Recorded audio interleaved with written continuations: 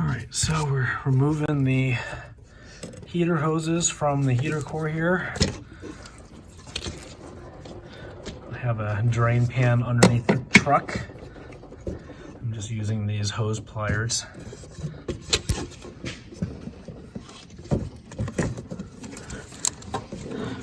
Very handy when you can't reach everything. So what I did here is I took a razor blade, put a slit in the hose here because it was just glued on. And got that out of the way.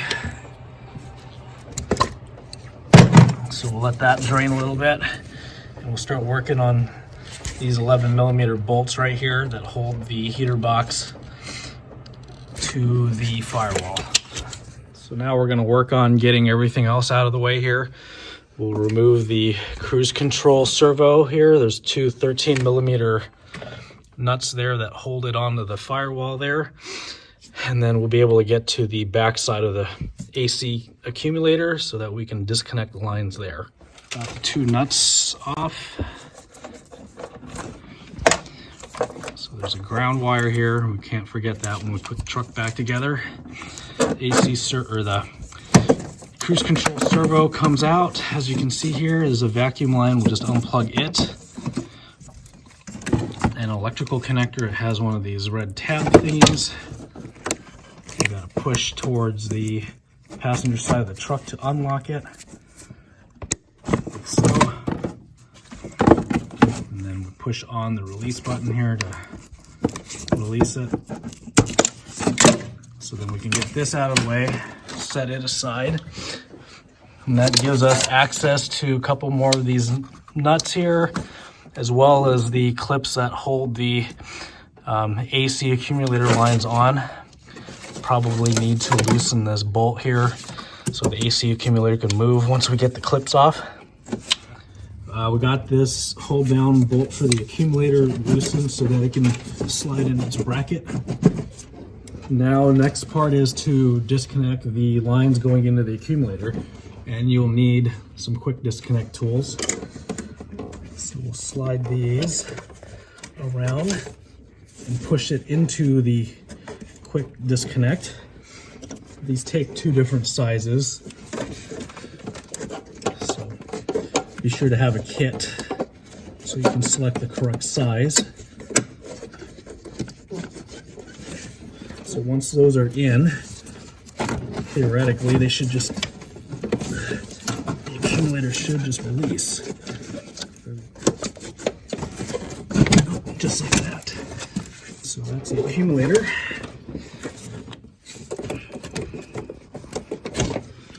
Get that out of the way. The accumulator is off. So now we got to take the line off for the condenser.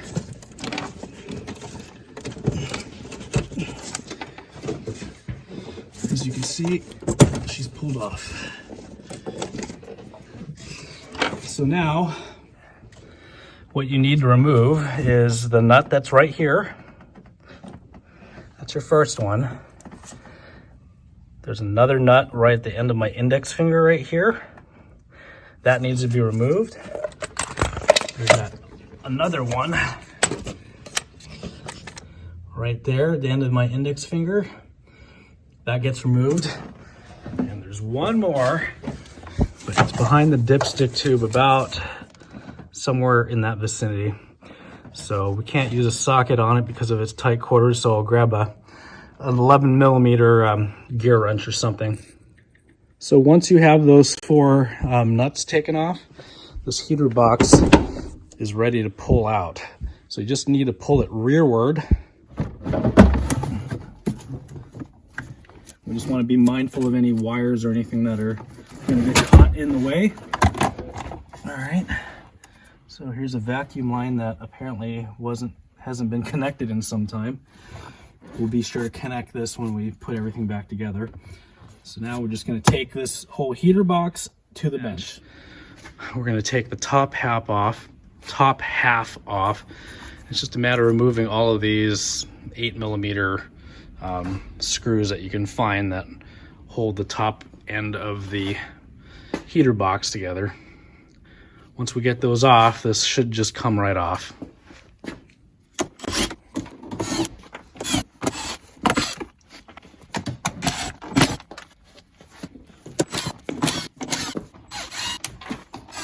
This probably doesn't need to be taken off, but it just helps get it out of your way. There's one that we can't get to with the power tool, so we'll just remove it manually. All right. It looks like there's a few that lie on this side.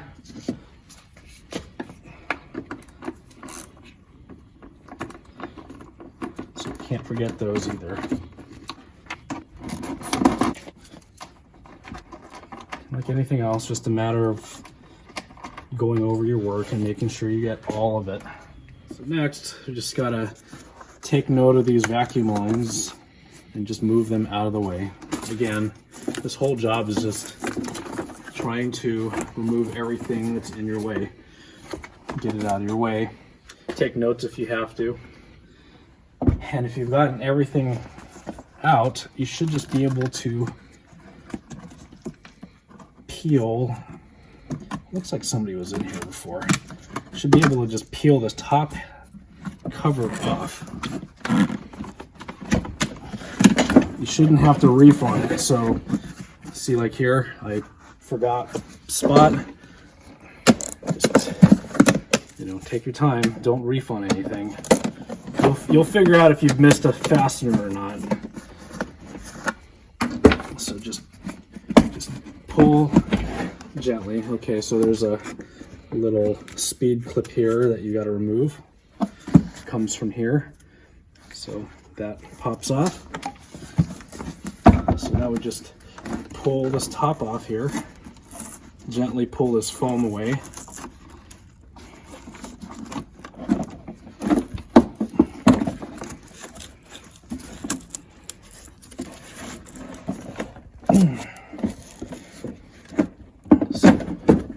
Pulling away here until this top unit comes off.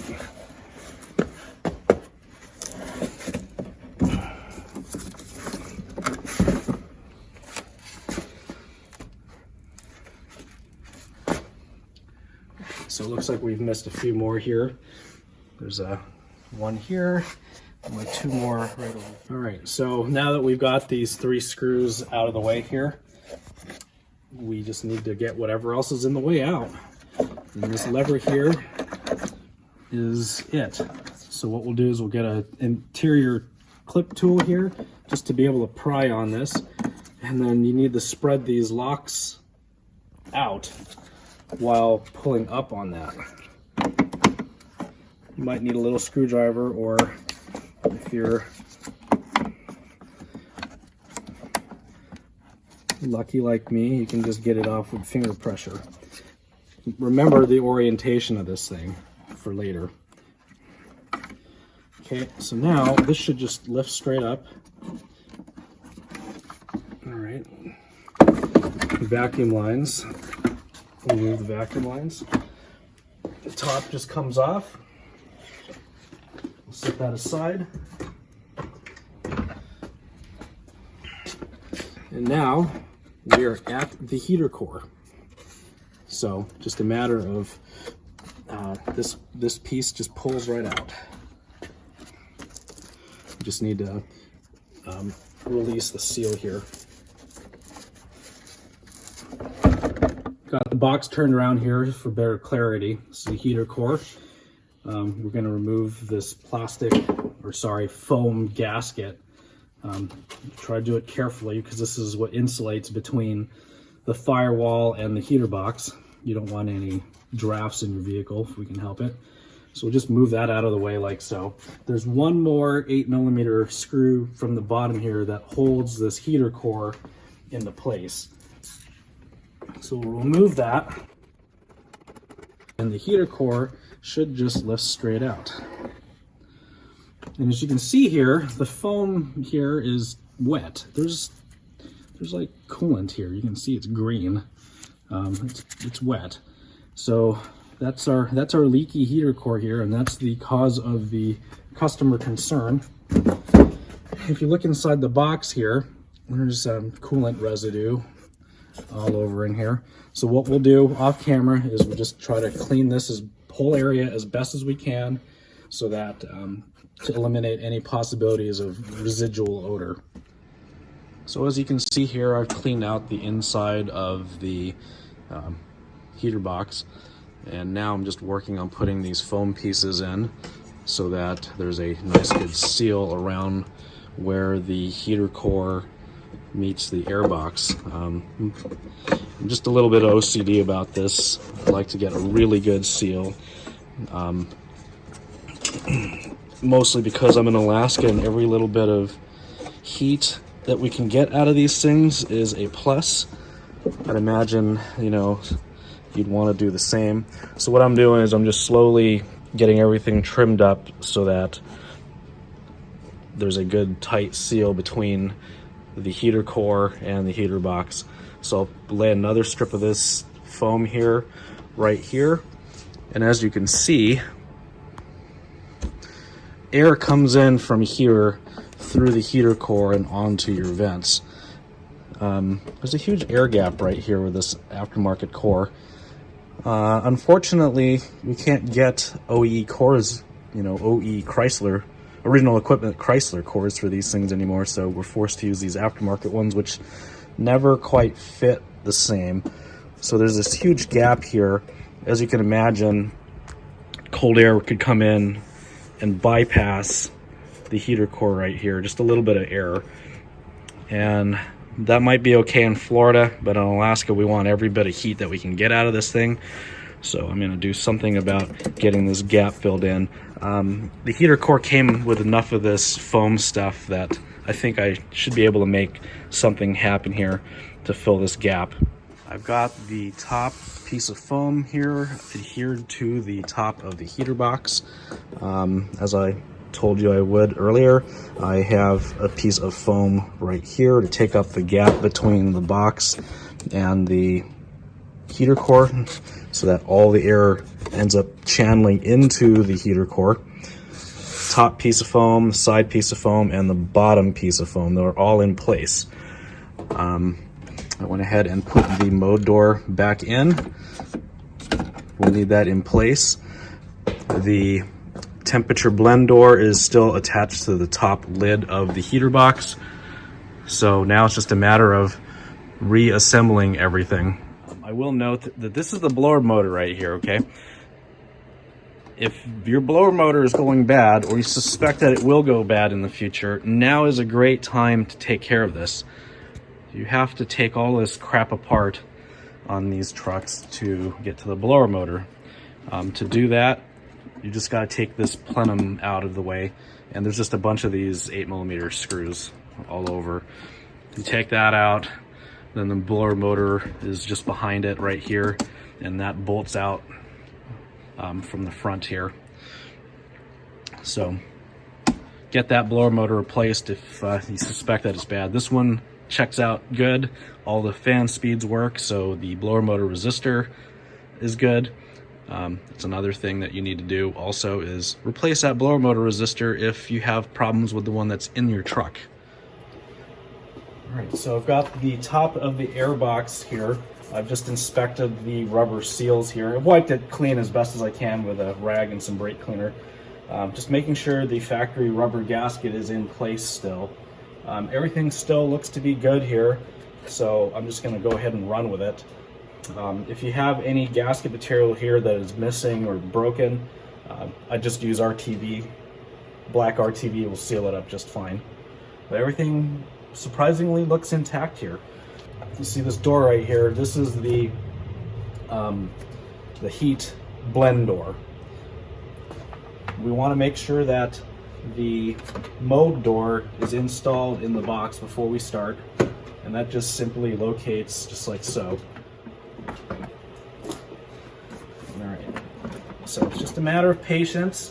What I like to do to get the blend door in is to push my hand into the opening here and grab the shaft and guide it into its place in the bottom of the airbox.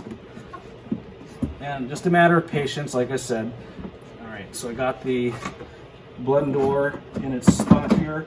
So now I'm going to work on the mode door, which is the easier of the two to get lined up because it's closer to this opening back here.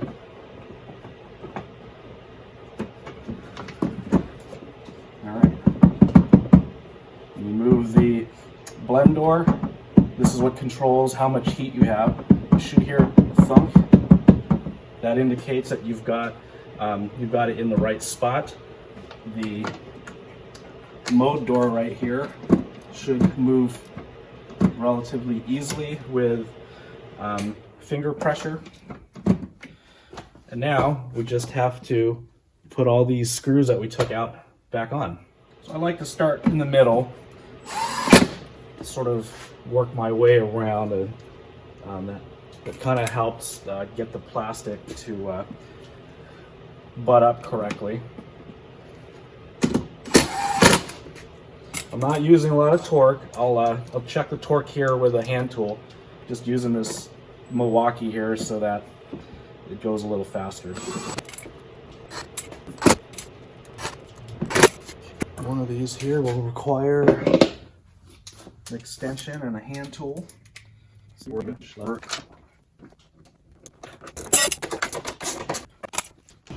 Okay, so this one here, right adjacent to the heater core piping, that holds this one, and there's one on the bottom here that holds the heater core in place within the box here. So we just want to make sure that's tightened well.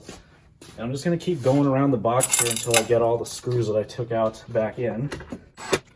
All right, so now's a good time to hook up the actuator for the mode door here. So just a matter of slipping this guy in here until it clicks. All right, and that's good to go right there. We'll go ahead and put the rest of the ductwork in. Thankfully, all these screws are the same size, so you don't have to worry about putting short ones in or long ones in anywhere. They're all the same size. A couple more here.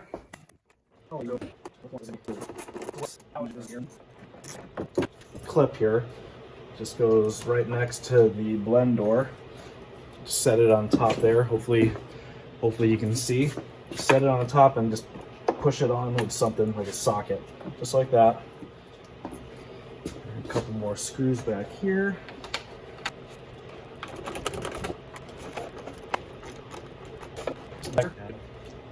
So now I've got everything in place, got the vacuum lines secured the way they're supposed to be.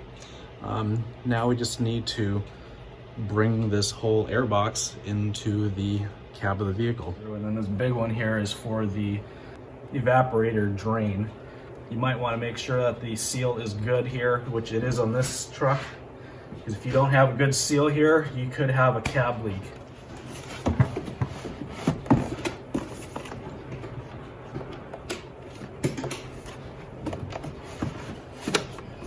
So I'm just trying to make sure that vacuum line, the black vacuum line, makes it through.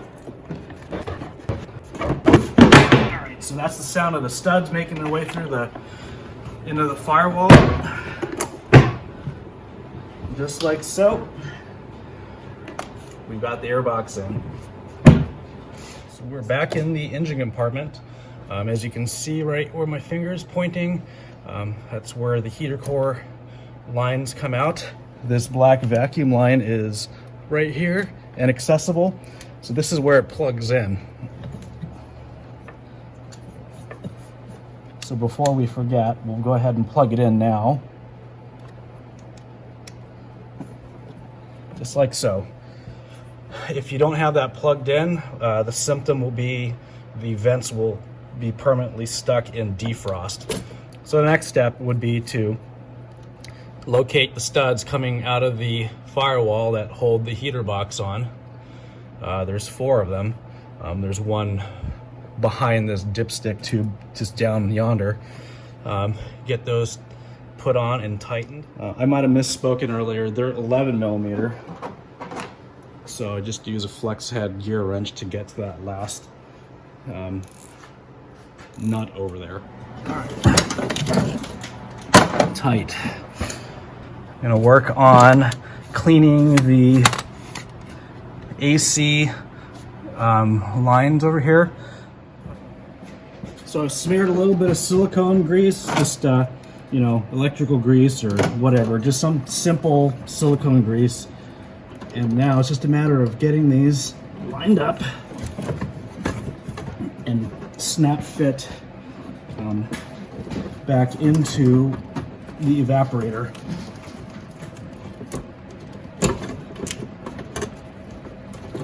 You should hear a click when it goes in. All right, so what I ended up doing, of course, camera turned off, sort of just shaking it as I was pushing, and I heard the springs clip. So next is this accumulator. There we go. Click. We pull back, we can see that the evaporator is hooked on. So once you have the accumulator lines hooked up, matter of putting these lock clips in, and they just slide on. It's sort of a protection or added measure so that if the spring clips in the accumulator lines fail, there's still something holding everything together.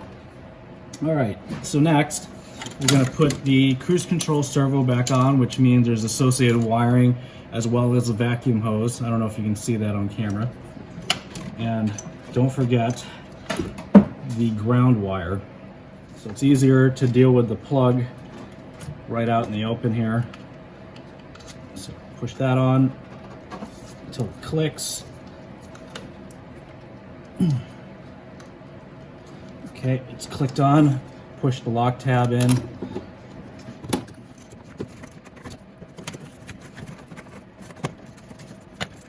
Get the hose clipped back on. All right, so now the hose is out of the way. Got the ground wire here. We'll put the vacuum line back onto the servo for the cruise control. And plug it in like so.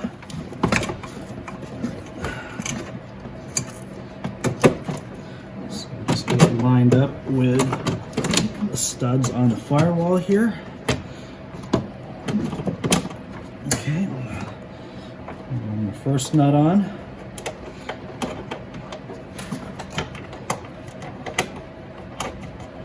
And the second one here had the ground wire on it last originally, so I'll put it back that way.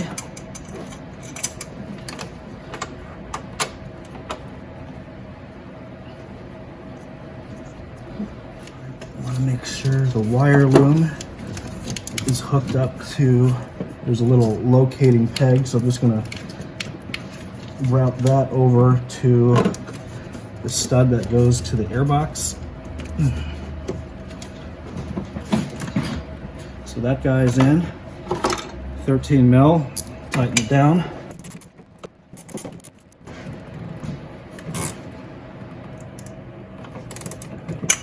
So make sure the ground is tight. All right, so vacuum hose is on.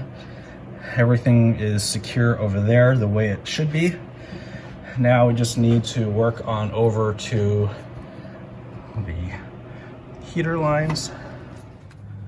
All right, so I got a new heater hose from the water pump outlet to the bottom of the heater core. Brand new 5/8 hose, because I had to cut the end of the old one to get it off the heater core. And then got it clamped in there. Got the return line routed the way it was originally. So now we're gonna button up the engine compartment, put the air filter back in, the duct work, and we'll work on getting the dash in.